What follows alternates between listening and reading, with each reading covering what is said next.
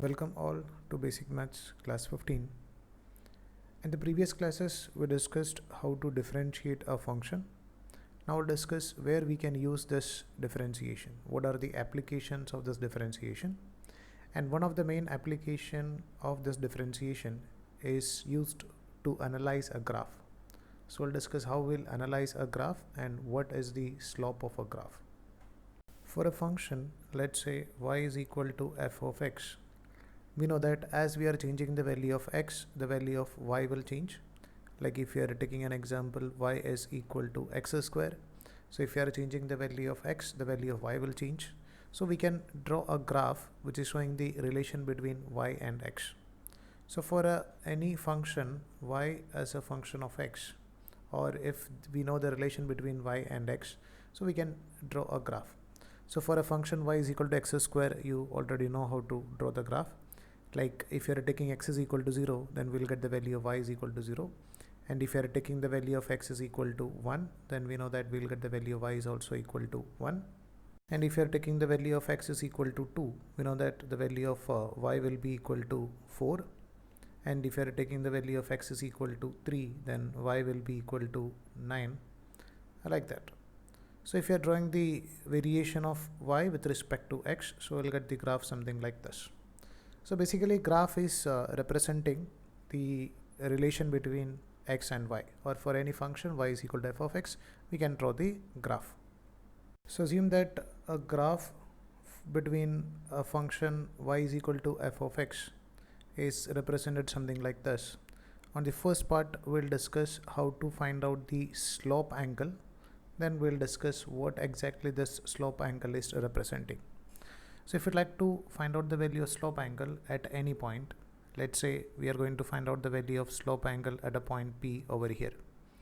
So what we have to do is we have to just draw a tangent. So we know that tangent means a straight line which is just touching this point. So if you are just drawing a tangent over here, it will look something like this. Now our aim is to find out what about the value of slope angle at that point P. Slope angle at that point P is nothing but what about the angle made by this tangent with respect to positive direction of x-axis. So we can observe that this tangent is going to make some angle with respect to this positive direction of x-axis, and that angle should be measured always in anti-clockwise direction, and it should be start from positive x-axis. So we can say that this angle is taken as nothing but theta. So remember that angle should be always measured from positive direction of x-axis in anti-clockwise direction. So this angle is known as nothing but a slope angle. Or if you want, we can directly find out it at point P just by drawing a line which is parallel to x-axis. So if I'm just drawing a line which is parallel to x-axis at point P, so we can just consider that this line, and this line is making the same angle theta, same as like what we discussed over here. So this angle or this angle is known as nothing but a slope angle at point P. So just remember that always we should measure slope angle from positive direction of x-axis in anti-clockwise direction. So basically I observe that students will make some mistakes while finding out the slope angle, or they are getting confused in different situations. So we'll try to take one more examples. Like if you like to find out the value of slope angle at point, let's say point P over here.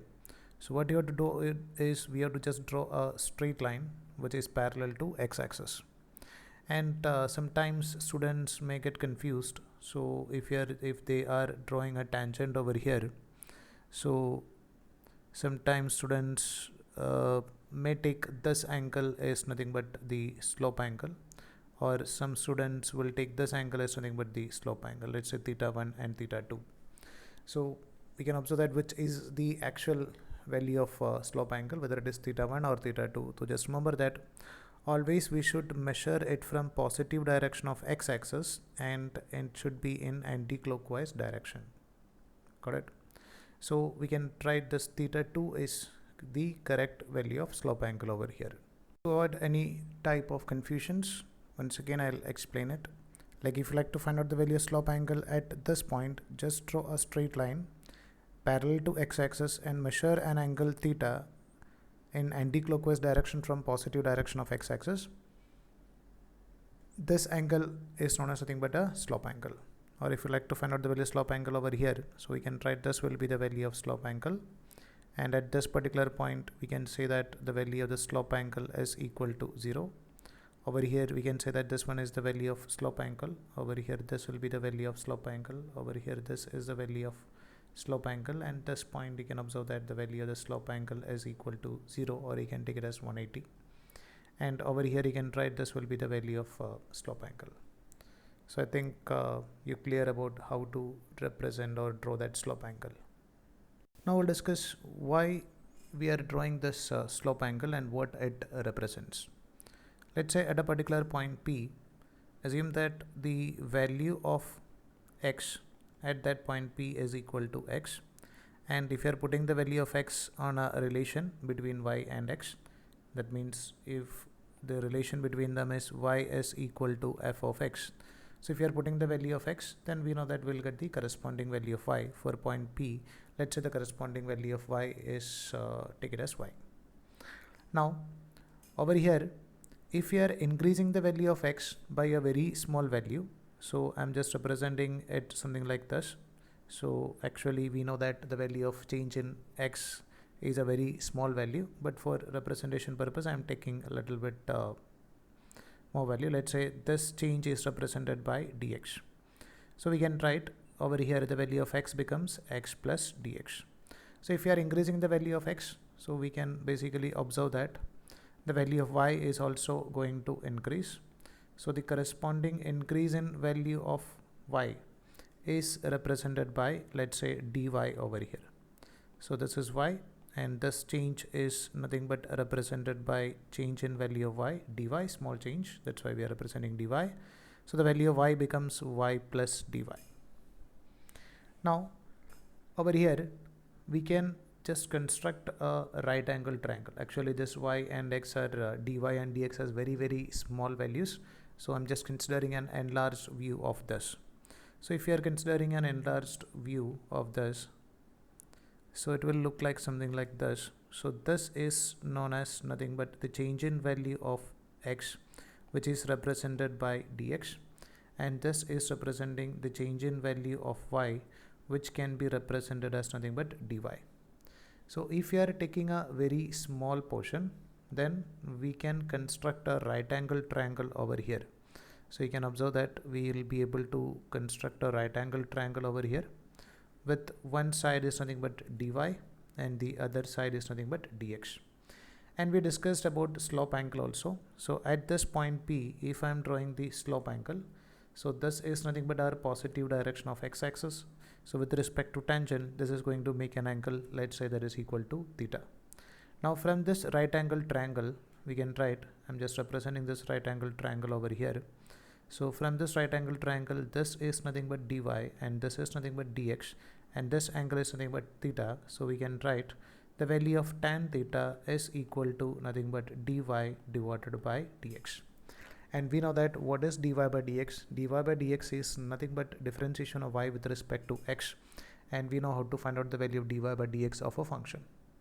So just remember that the slope of slope angle is equal to theta. Then slope of a graph at a particular point is represented by nothing but tan theta, where the value of tan theta is nothing but dy divided by dx, and sometimes we'll represent it by m. So slope means nothing but tan theta, which is nothing but dy by dx. Now we'll discuss about the slope of increasing and decreasing functions. Increasing function means as the value of x increases, over here you can observe that as the value of x increases, the value of y is increasing. Such a function is known as nothing but an increasing function. And on the right side you can show that as the x increases, the value of y is decreasing. That type of function is known as nothing but a decreasing function. So we'll discuss what about the difference of their slope of an increasing function or a decreasing function. For an increasing function, if I am finding out the value of slope angle, so we can observe that this theta will be less than 90 degree, or you can write for an increasing function the value of theta will be an acute angle. So if theta is an acute angle, then the value of tan theta, if theta is less than 90, then the value of tan theta will be a positive value. So we can write